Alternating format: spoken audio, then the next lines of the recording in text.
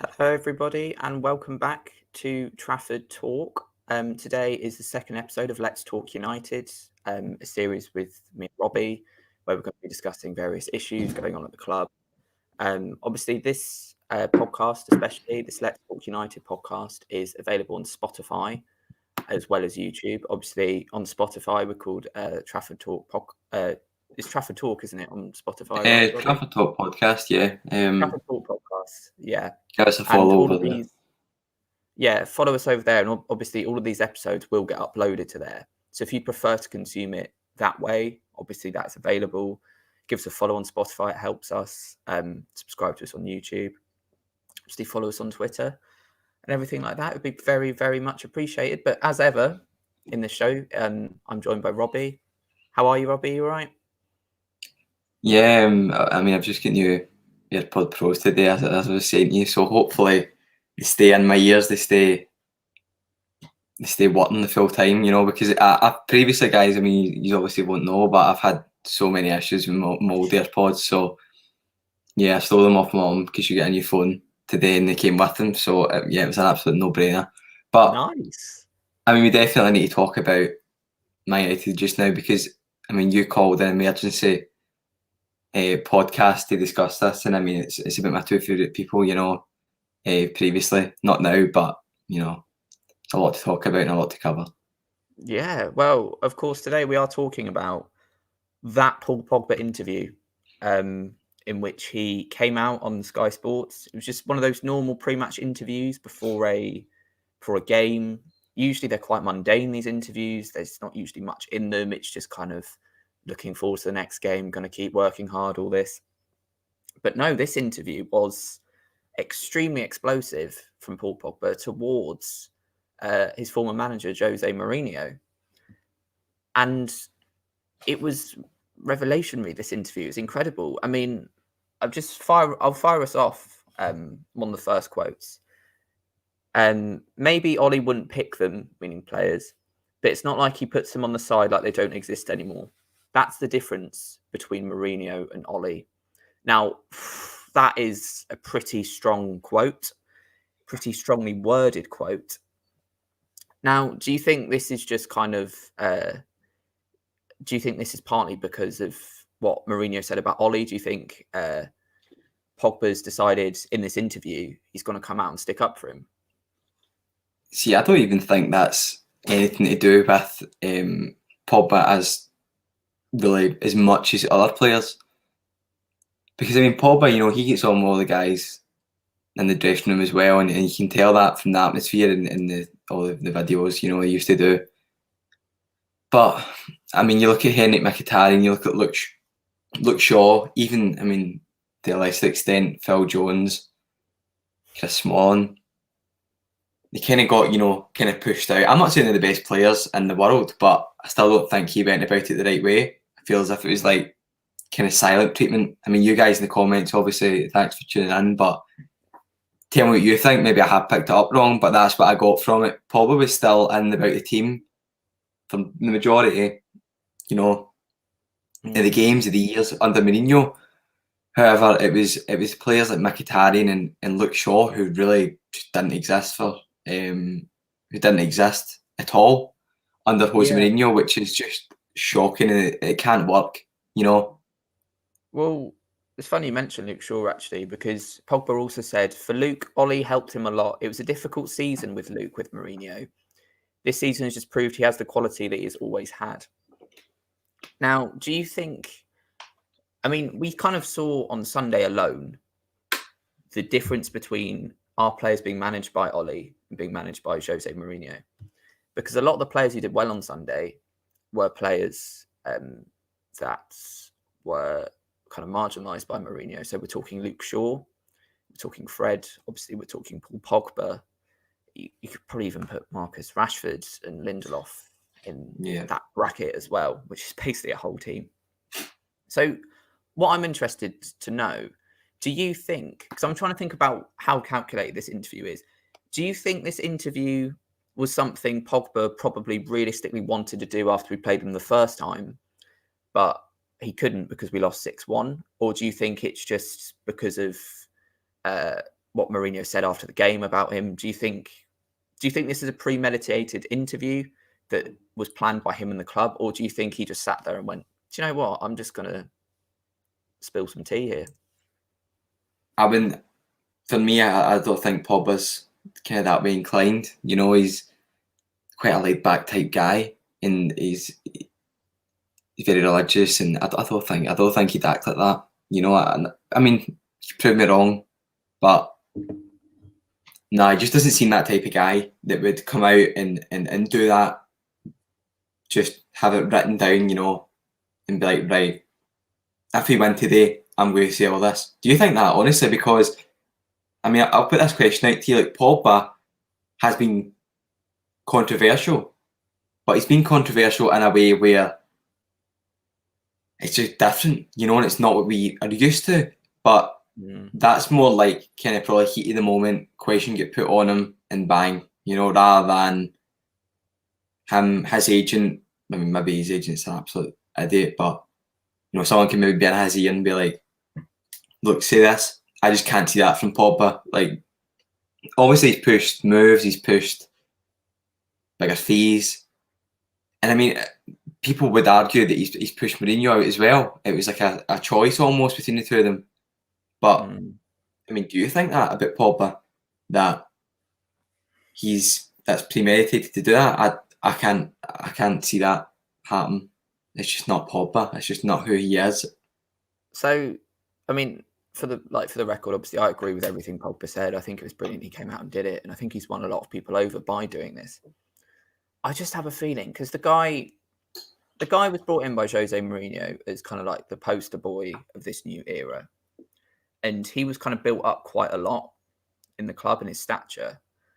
And I just think the way Mourinho kind of brought him down, like constantly, I think it did hurt his ego a bit. Because obviously the guy has an ego. All footballers have egos, and I think Paul Pogba isn't an exception. And obviously, there was all that stuff where Mourinho did get sacked. Pogba, do you remember, put out a tweet of him smiling, which was quite funny. But, I mean, they said that was a mistake, but I just don't think it was. I just think there's so much venom between these two guys that I really do think Pogba's been waiting for months to say this. And he's finally got the chance. It's not expected, to be honest. I didn't expect it to happen just now. I could be wrong, and you might have thought that, but I just did not expect this after this game. It was just so out the blue. I mean, I loved it right enough, but I'm so surprised it actually happened. Like, I'm surprised we're sitting here talking about it and kind of breaking it down. But it's one of those things where a bit of a love-hate relationship with Pogba. In a way where 1 minute I'm like, he's the best player in the world. He could literally do anything and score, and he could do anything and make an attack. But then other times you're watching him and you're like, oh, you're just like, this guy has so much potential. Is he wasting it because he's agent? Is he wasting it because of the coach? And maybe I just thought that under Mourinho. Maybe that is when I thought it, because now Ole gives a more kind of like, it's kind of freedom, which Mourinho doesn't have. He's very He's very, very restrictive, which is never in United philosophy. Try to change it. Every manager has their own style, and for me, it didn't work. And I think it was time to move on. I mean, you guys can obviously tell us as well about if you think Mourinho should possibly have stayed a bit longer, shouldn't have sacked, or moved on, or if Ole wasn't the right man for the job. Because Alexei, we always know how much a fan you are of Ole Gunnar Solskjaer on your Twitter, which is quite entertaining at times, and yeah, I do enjoy it. It's good to watch. Well, I think what all this shown is that, regardless of everyone's views on Ole, is that he's been really beneficial for pretty much everyone in that team. He's helped all of them out quite a lot. And it's so obvious that Ole's man management is just streets ahead. And I think a lot of us already knew this before, but what this period of interviews and In fact, everything that happened before and after the game, it shows how outdated Mourinho is. And it's why Frank Lampard failed at Chelsea, because Frank Lampard at Chelsea, he fully adapted Mourinho's mantra of man management. So if someone wasn't in the team, I think Rudiger is an example of this. If someone wasn't in the team, he wouldn't talk to them for months. And then they feel completely frozen out and they turn on him. Lampard wasn't doing that to be horrible. Lampard was doing that because he thought that's how he managed, but it's not.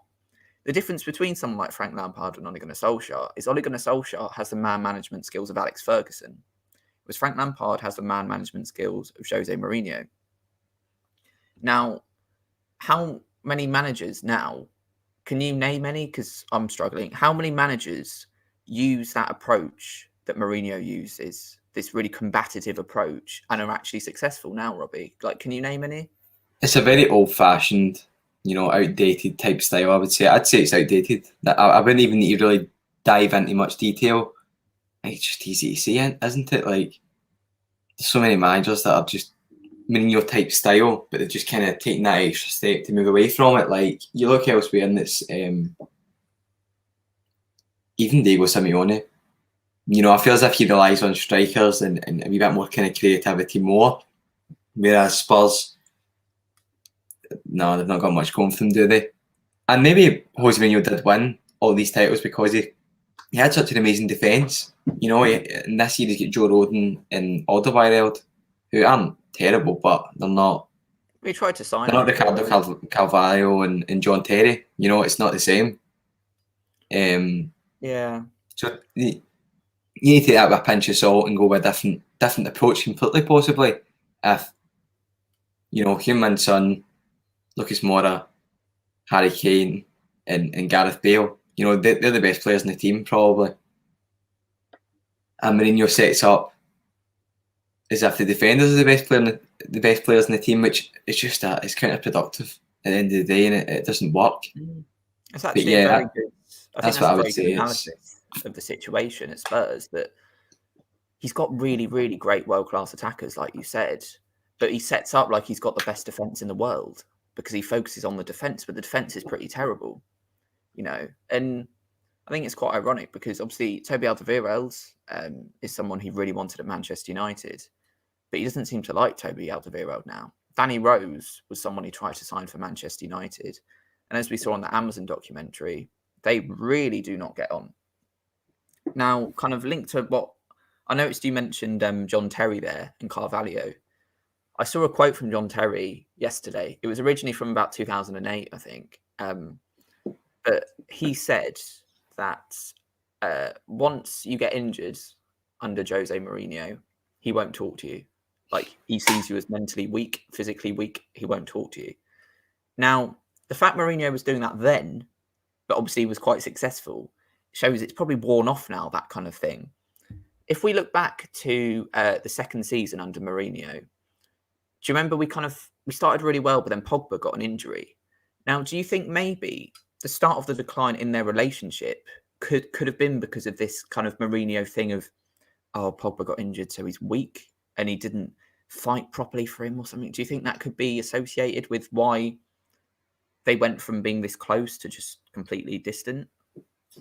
It's absolutely embarrassing if that is the case. And if that news did come out, wow. I mean, that literally could be the end of a manager. Who would want that at your club? And he's clearly pushing hard training as well. We've seen it under David Moyes, and that ultimately costed him his job because it was just murder. The ball was terrible that they played under conditions where they just weren't fit enough to play in, and that cost his job. Whereas with Mourinho, surely he must possibly push them too far, expect way too much from players. He obviously expects every player to be the same, have the same fitness levels, same boundaries, and they don't. Players like Pogba do seem to get injured quite a lot. Players like Luke Shaw, for example, you'd want to wrap him up in cotton wool whenever you can. You won't want to put him through the paces every single chance you get. Yes, he needs to stay fit, but it's one of those occasions where I keep using this word that's just not productive.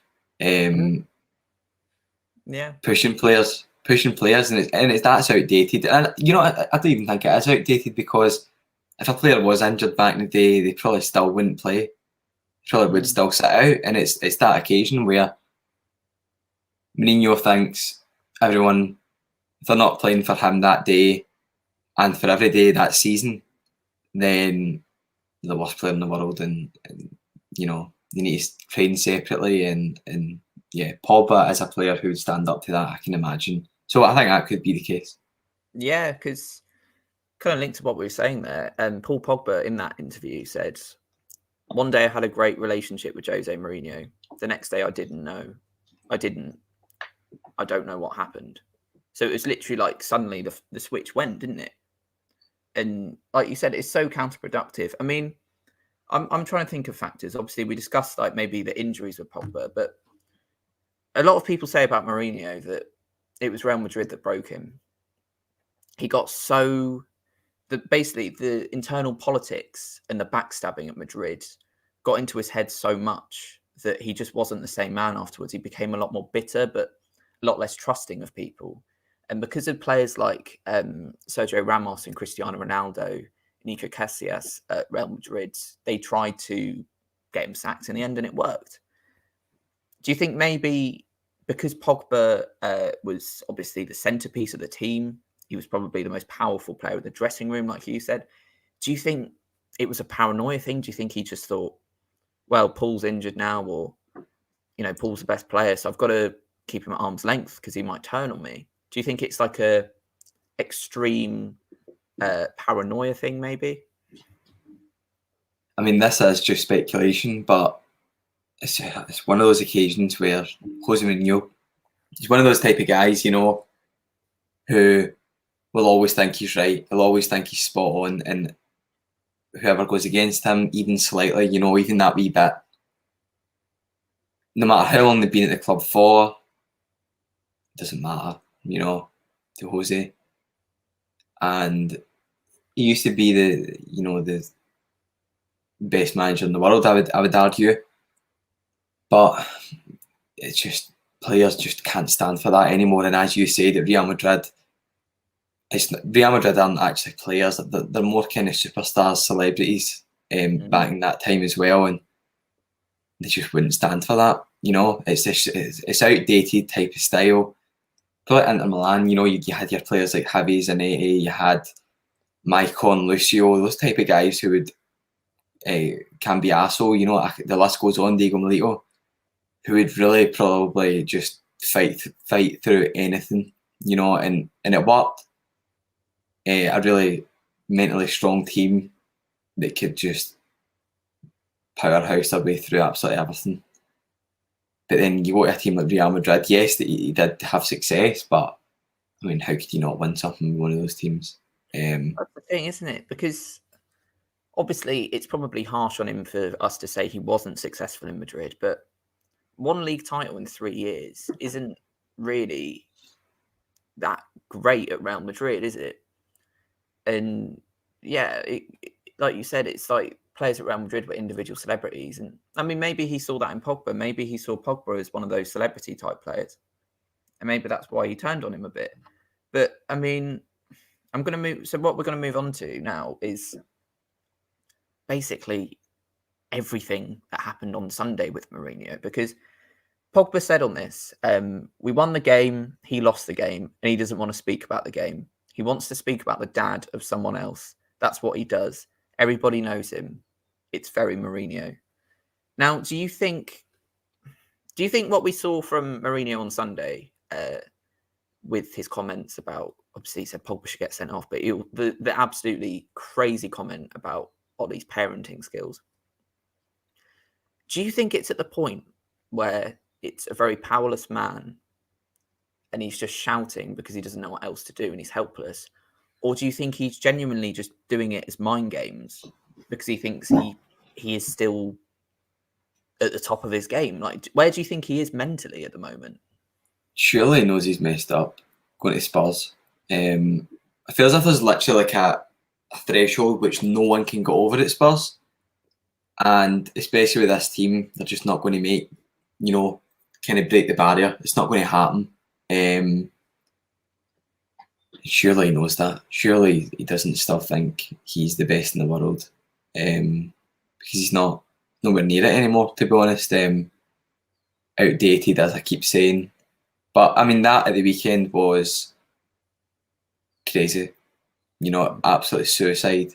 Some of the things that he said. I mean, even saying that Pogba should get sent off. You're just like kind of grasping, isn't it?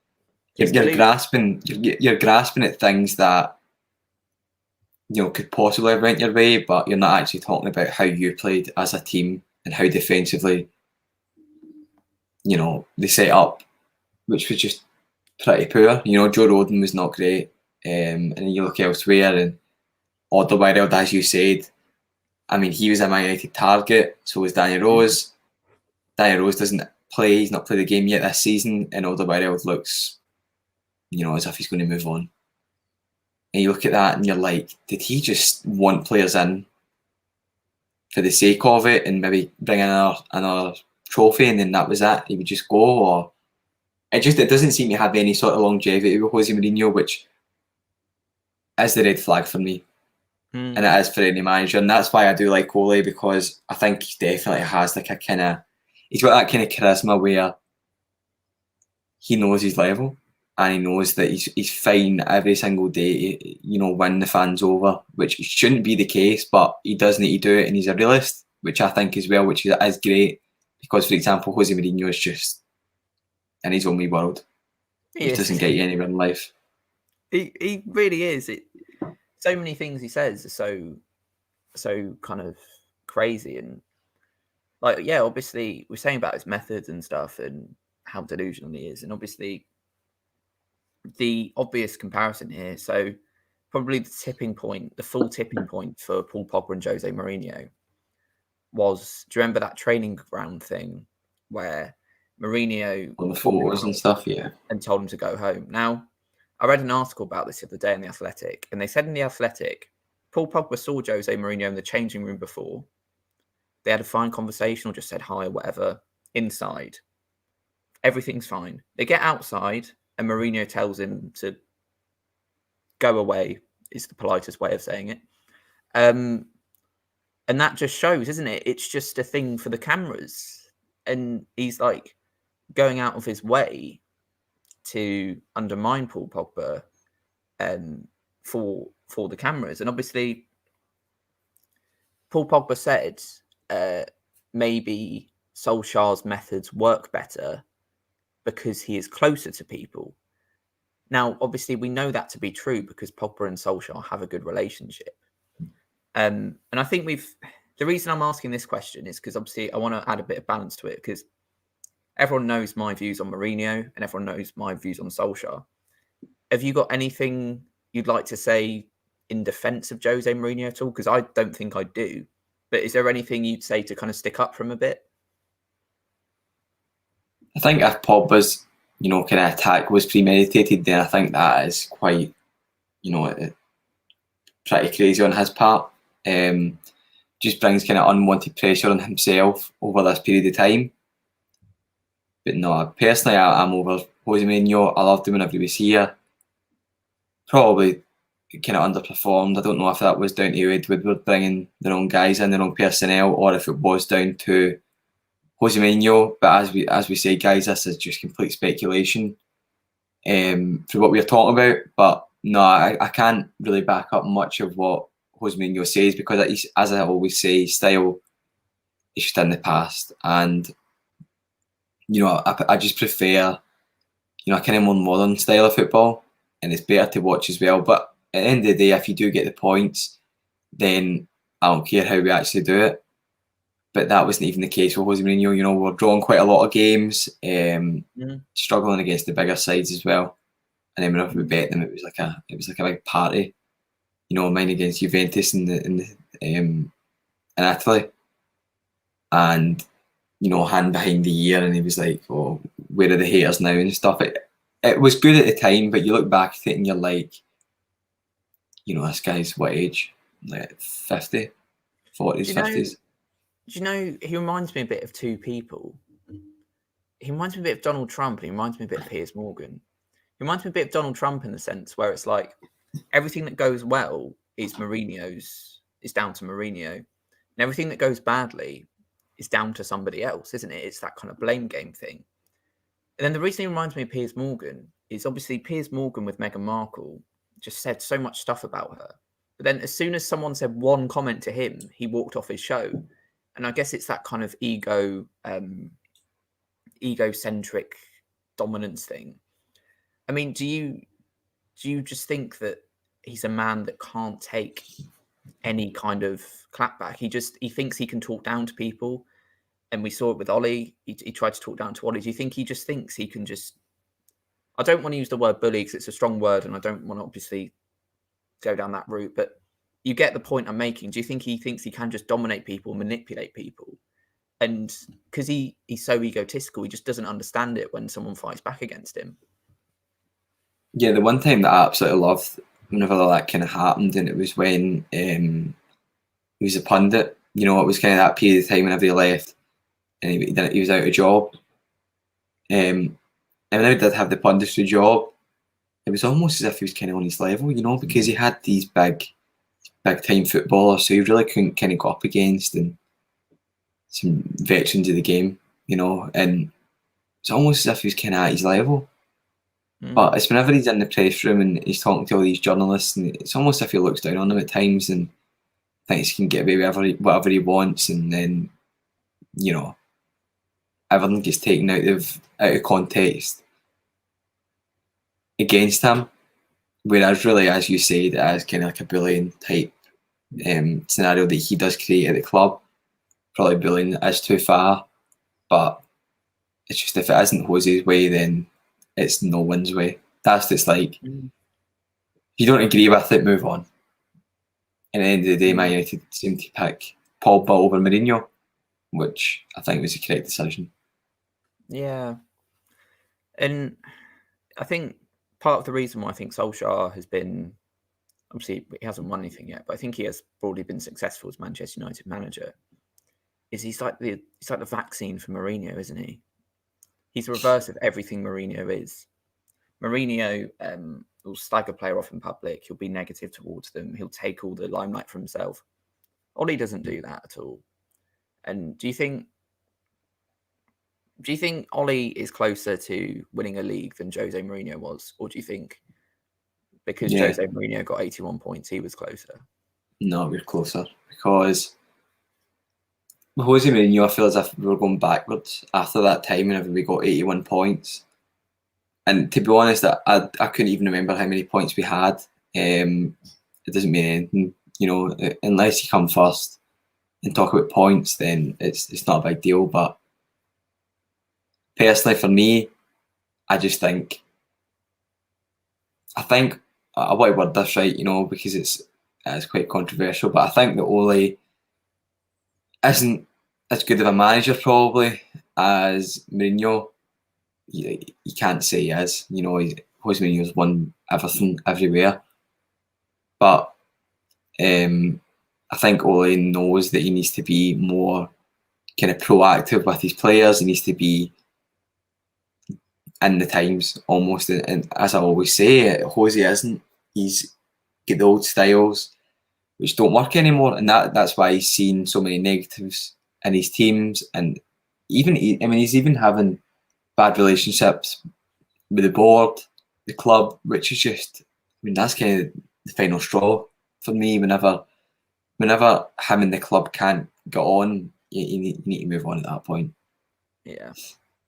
That's always a breaking point for him, isn't it? It's when he falls out with the owners. And it always happens wherever he goes.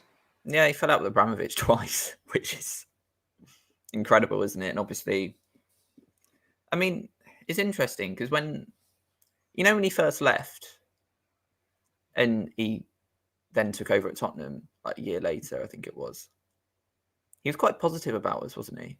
He seemed to be. He seemed to be quite respectful. And I remember when he came back with Sky, I think it was for United, Liverpool, or was it United Chelsea? I don't know. But I was at the game and we all just started singing his name. At that point, it felt like there was still a lot of kind of affection towards him, but something switched, didn't it? At some point. And do you think? I think what happened was he did not see Ollie as a threat. He did not see Manchester United as a threat when he first came in. I mean, you know, maybe he was right because we weren't that great at that point. Do you think his hatred now and his anger and his just constant like comments about us are just out of jealousy now because he's kind of gone, hang on, that bloke that's replaced me might surpass what I've done. And they're actually a lot better than us. They're 13 points ahead of us. I mean, I don't think he expected Ole to tap him in the head as well. And, you know, things like that probably would annoy someone like Jose Mourinho. Like, that would, you know, he's kind of get like, I want to word this right as well, you know, because it does sound bad, but it's almost if he's got like anger issues where he can just flip and take it out on anyone, and whoever he sees first, they get it. That's what I think Jose Mourinho would be like. And I feel as if someone like Ole Gunnar Solskjaer, who hasn't won anything really, and then does that to him, I feel as if he would be absolutely furious about that. And I absolutely love that photo because people do say Jose gave us good memories and things like that, but he won us the Europa League. And I was all for that, but it still was not a hard competition. You know, we come up against like Celta Vigo, San Etienne. It was just not good at all. And became second, as you said, with 81 points, Alexei, but that doesn't do anything. You know, for me, if you come second, okay, but first is just for a manager like him who wasn't rebuilding, he had to win. He had to win, and he didn't. So there's only so much you can say about that. Do you think that's the kind of key difference between Ollie and Mourinho, that Ollie is constantly rebuilding to get a kind of long-term strategy towards winning the league, whereas Mourinho's thing was come in, win a Europa League, get loads of old players to win the league maybe, or win a Europa League, then that's that, done in 2 years. Do you think that's why we're seeing a more cohesive club at the moment? Because Ollie is actually building towards a long-term goal of winning the league, but by doing it by signing younger players, whereas Mourinho kind of took the approach of, oh, I've won the Europa League, that's that now, brilliant. I think that, I mean, Jose Mourinho gives that approach where it's like a 3-year type project, and if he doesn't make it in the 3 years, then falls out with absolutely everyone. And it's just like, why would you even want to employ someone like that who'll be on mega wages? It's just, nah. For me, it's one of those things where I just wouldn't do it. I wouldn't employ someone like that either. And yeah, for me, I don't know why you would have him at your club anymore. I mean, Spurs, they probably wouldn't get anyone better actually than him, but I just didn't imagine him ever going to a team like Spurs. I thought it'd be a team like Bayern Munich, maybe even Real Madrid, you know, big names. But I mean, he obviously knows his level now. So, yeah. I mean, that's good. Yeah. I bet it hurts him as well going down to that level. And, you know, I don't know, where's he going to go next? That's the thing. Who's going to take him? Portugal, maybe. That's the only possibility. But then I don't think him and Ronaldo get on, to be honest. I mean, he doesn't get on with anyone, so he'll need to he'll need to fight with. Yeah. He'll need to fight his way into the team, fight his way into the owners as well, because he's just awkward, isn't he? You know, he's Jose Mourinho at the end of the day. He thinks he's amazing. We're speculating. Everyone knows that, but I'm just not the biggest fan of Jose Mourinho, and I think he put his much further back than, you know, forward. By the signings he made, they were just crazy, some of them, and the signings he didn't make were annoying as well. You know, because we had so many opportunities to sign world-class young players at the time, and we just passed it up. I don't know if that was down to Woodward or Mourinho, but surely the manager had some sort of some sort of relationship with Ed Woodward where he could jump in and be like, look, I want this player. What do we think? This is my goal for him in the next how many years? He would fit into the team. Can we look into it? And I don't know. I just didn't really get that off him. I feel as if Jose Mourinho is like he would demand for something and he'd get it, or he would leave. That's just the way he is. I could be wrong, but it's Jose Mourinho, so you're probably right. Yeah. I think you kind of know what you're getting from Jose Mourinho, and if you don't like it, then you either move on or isolate yourself and do like solo training or something. That seems to be the case. Yeah, no, I completely agree. So a final point, kind of related to what we've been talking about, I want to quickly touch on Paul Pogba. He had the captain's armband the other night. Obviously, his contract runs out next year. What do you think is going to happen? Do you think the captaincy is a sign that he's closer to staying, or do you think he's still off? I think Pogba's going to stay now because I think if COVID didn't happen, I mean, Fabrizio Romano did report that if COVID didn't happen, he'd have moved to Juventus. I think that's over now. I think he'll stay. And, I think Pogba wasn't going to push the move anyway. But I think a lot of his interviews, get taken completely out of context, which does absolutely no one any favours. The one in China, that was just crazy. It wasn't even what he exactly said. But yeah, I think Pogba's very happy with what he's at just now. He's getting game time. It seems to be a great atmosphere at the club. So why would you want to move on? Why would you want to have a new start? For me, I wouldn't personally. But with Paul Pogba, I think he does have a future in the team, and he has even more of a future if he managed to get a solid defensive mid who doesn't need to play on a pivot. Who can just play alone. Yeah. And if we do that, that will give Pogba and Bruno the kind of freedom, because Pogba can track back as well. And Bruno, I mean, he runs everywhere. He runs the full game.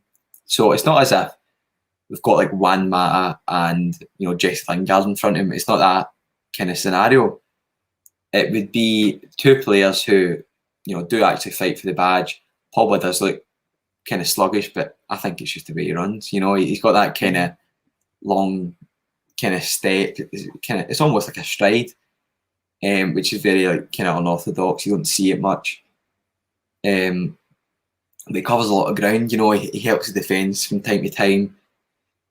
He's tall, and it'd be great if he could partner up next to a player like Wilfred Ndidi or Declan Rice in the future. So yeah, I'm hoping he says. But yeah, what do you think? Do you think Pogba will stay? Do you think he'll move on? And if so, I mean, where do you think he'll move on to? What I suspect is going to happen, unfortunately. So, bright side, I think he stays another season. Bad side, I think he leaves on a free. Raiola could get a huge agent fee.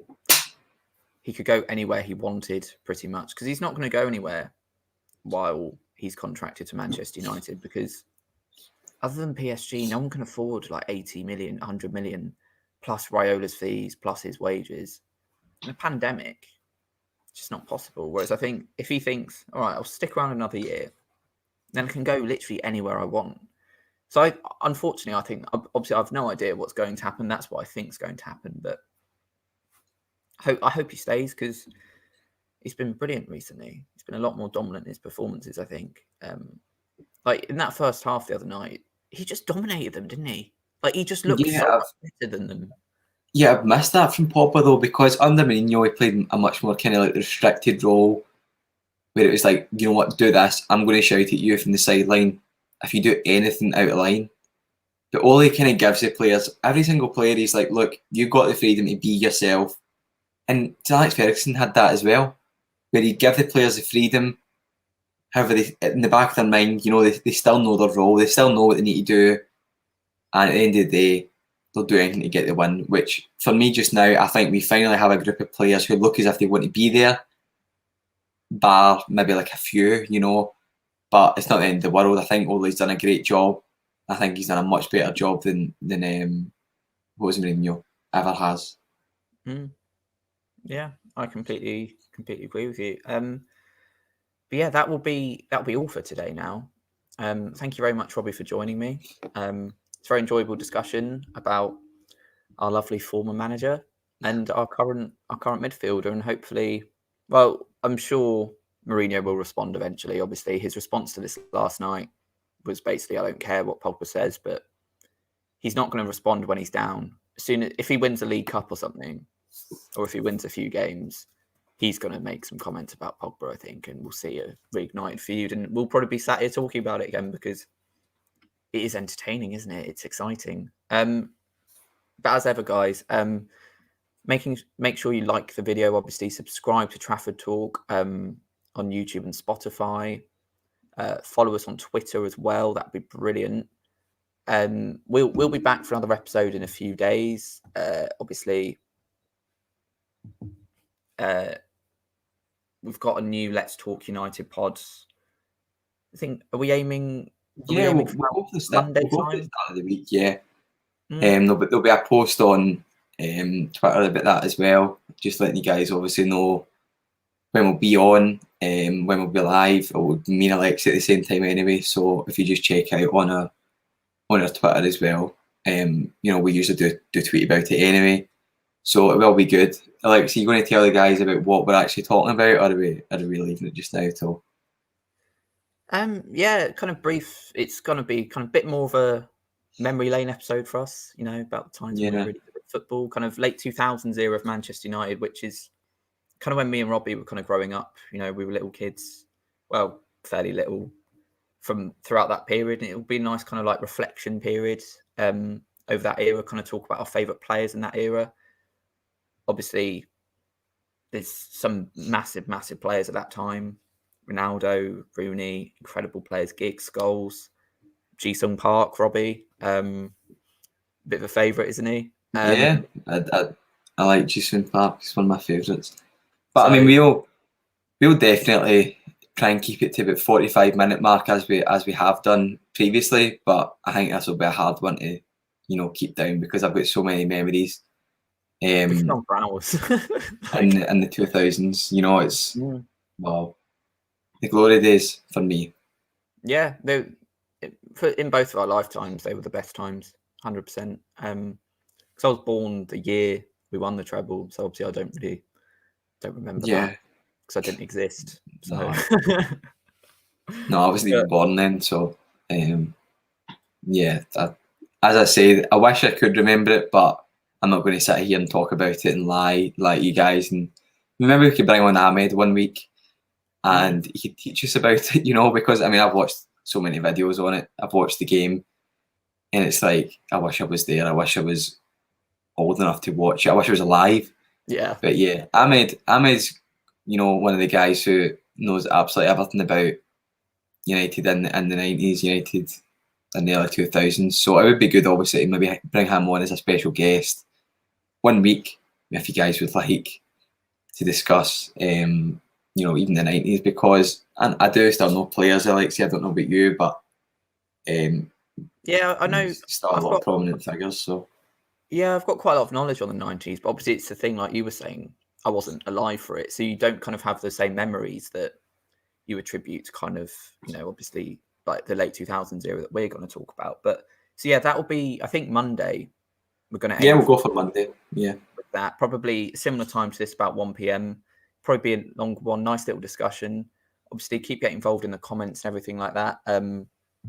Cam will be back with a preview for the Burnley game at 5 o'clock, I believe. Yeah, 5 o'clock. So a few hours time. I probably will be on that again as well. So, hope no one's getting sick of me. But yeah, anyway, thank you so much for watching, everyone. Make sure you like and subscribe, and we will see you on Monday.